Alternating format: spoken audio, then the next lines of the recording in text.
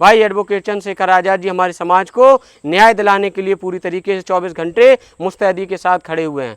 तो आपको डरने की कतई ज़रूरत नहीं है। आपको उन लोगों के सहारे बैठने की ज़रूरत नहीं है कि जो केवल चुनाव के भरोसे बैठे रहते हैं कि चुनाव आता है तब आता है, चुनाव खत्म गायब हो जाते हैं। आपने देखा कि यहाँ पे औरैया के अंदर 11 तारीख को वोट डलने के बाद और 4 तारीख को चुनाव का रिजल्ट आने के बाद कहीं आपको उन पार्टियों के लोग दिखाई दे रहे हैं? आपको पता है कि आज़ाद समाज पार्टी, कांसीराम और भीम आर्मी पूरे देश के अंदर भाई के नेतृत्व में जब एक तरफ अराजकता का माहौल, गुंडा माफिया राज लगातार जब बढ़ता चला गया, तो जब कोई बोलने के लिए तैयार नहीं था, तो आपने देखा होगा कि जब लगा कि महापुरुषों का मिशन और मूवमेंट पूरी तरीके से ख़त्म होने की तरफ चल गया था।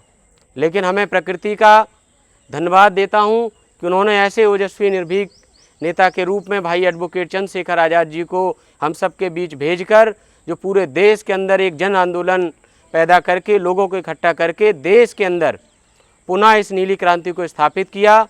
और इस देश के अंदर जब भी कहीं शोषण, अत्याचार, न्याय होता है तो उन्होंने कहा कि हम अपने इस सोते हुए समाज को, इस शोषित पीड़ित समाज को मरते हुए नहीं देख सकते। उन्होंने जान की बाजी लगाकर पूरे देश के अंदर, आपने देखा होगा, चाहे वो हाथरस का आंदोलन हो, चाहे आपने देखा होगा CNRC का आंदोलन हो, चाहे देश में रविदास साहब का मंदिर जब तोड़ा गया वो आंदोलन हो, चाहे कानपुर के अंदर हो, और आपके बीच में सबसे बड़ी आपने देखी होगी 2-3 साल के पहले एक कानपुर में बहुत बड़ा कांड हुआ था जिसको मंगटा कांड कहा।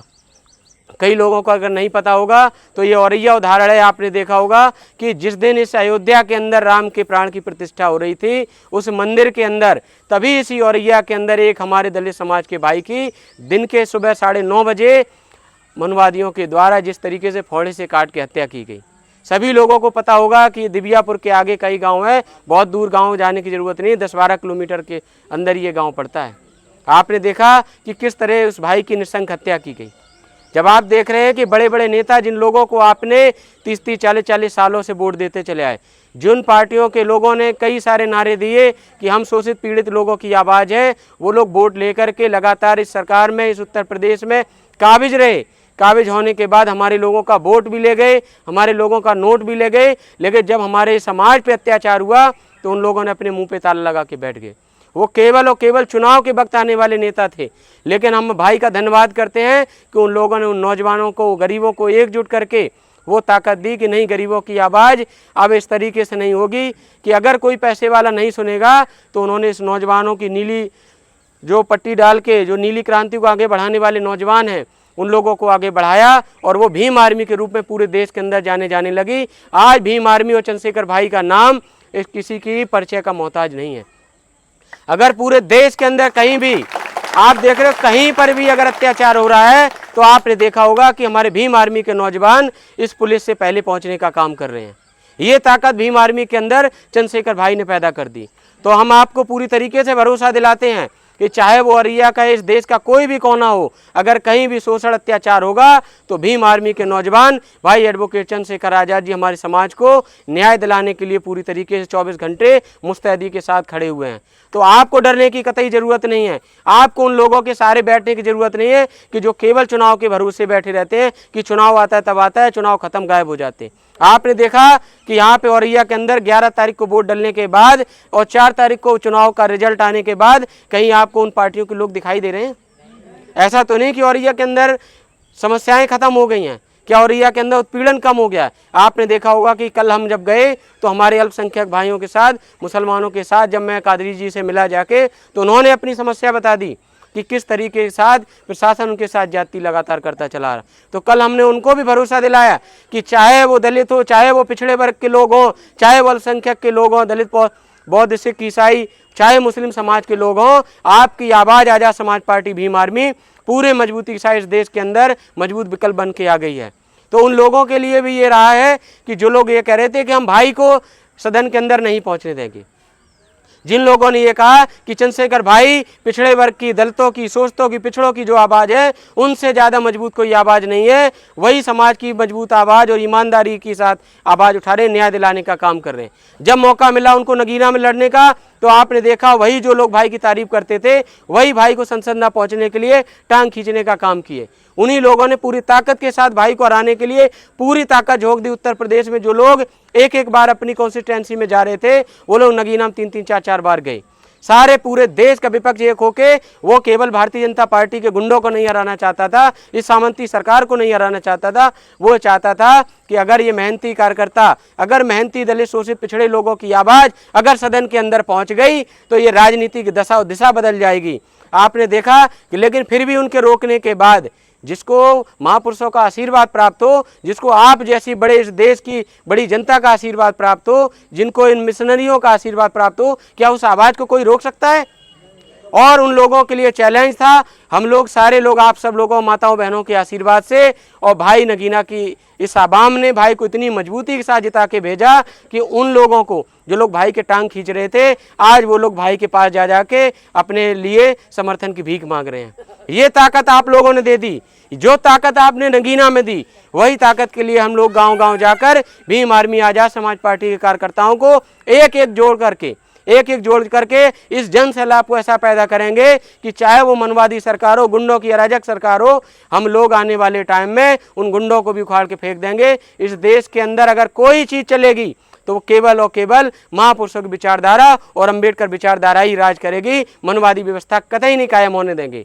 जो आपने देखा कि बाबा साहब ने संविधान को देकर हजारों साल की गुलामी को जब दूर किया तो बाबा साहब ये चाह रहे थे हमारे नौजवान पढ़ लिख के जो आने वाली पीढ़ी आएगी वो क्या करेगी कि लड़ेगी, संविधान के अधिकारों को जानेगी और अपने घरों में जाकर अपनी अपनी दीवारों पे लिखेगी कि हम इस देश के हुक्मरान कौम हैं। लेकिन ऐसा क्या आप बताओ 30-40 साल में जो सरकार आई, हमारी पार्टी एक मजबूती के साथ खड़ी हुई, क्या वो ये कर पाई?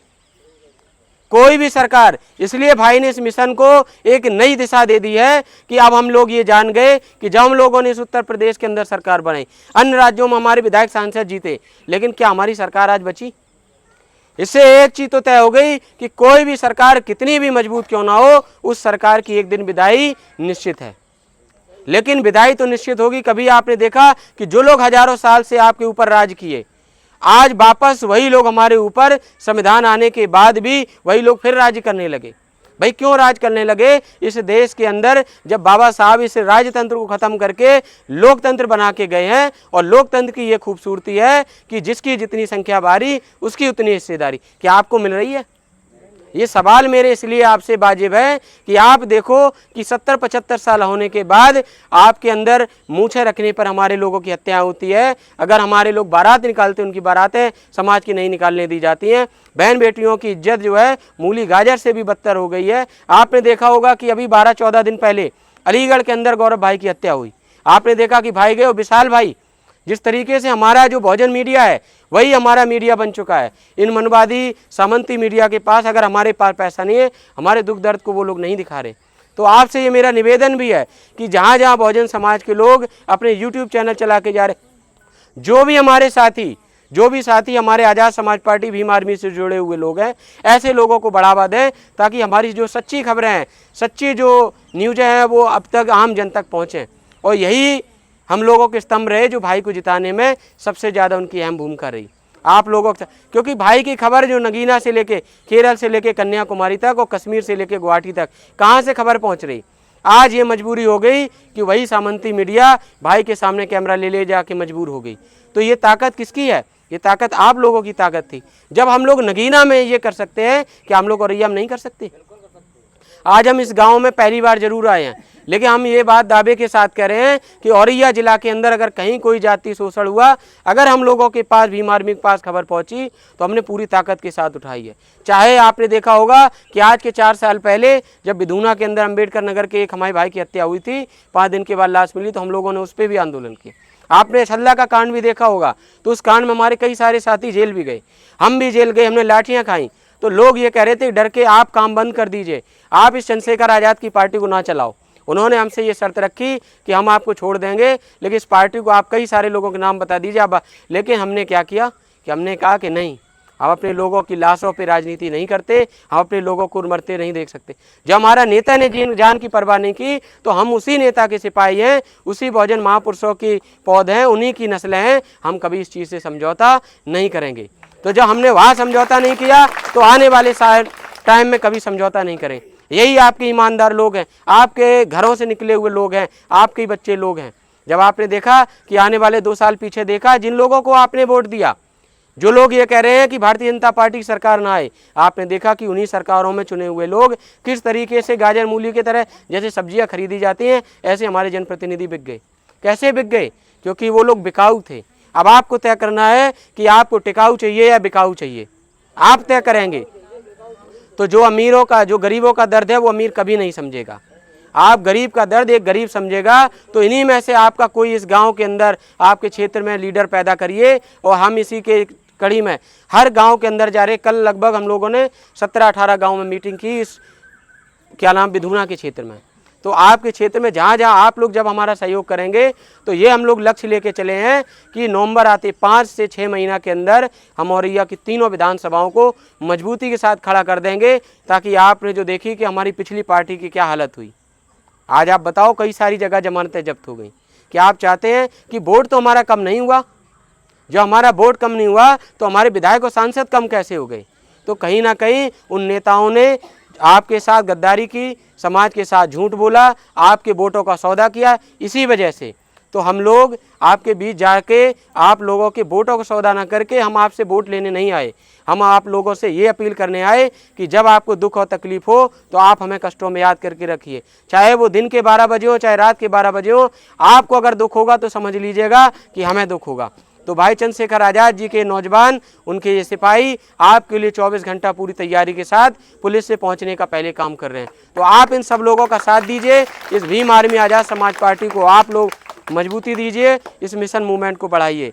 तो हम आपका ज़्यादा टाइम नहीं लेंगे। आने वाले टाइम में फिर कभी जब बड़ा दिन होगा, मौसम थोड़ा साफ़ होगा, तो आपके बीच आके हम और भी विस्तार से बात रखेंगे, और भी हमारे पदाधिकारी आएंगे, उस विस्तार से बात को तब करेंगे। समय का थोड़ा सा अभाव है, तो इसलिए हम अपनी बात को यहीं समाप्त करेंगे। जय भीम, जय भारत, जय संविधान। बहुत बहुत धन्यवाद।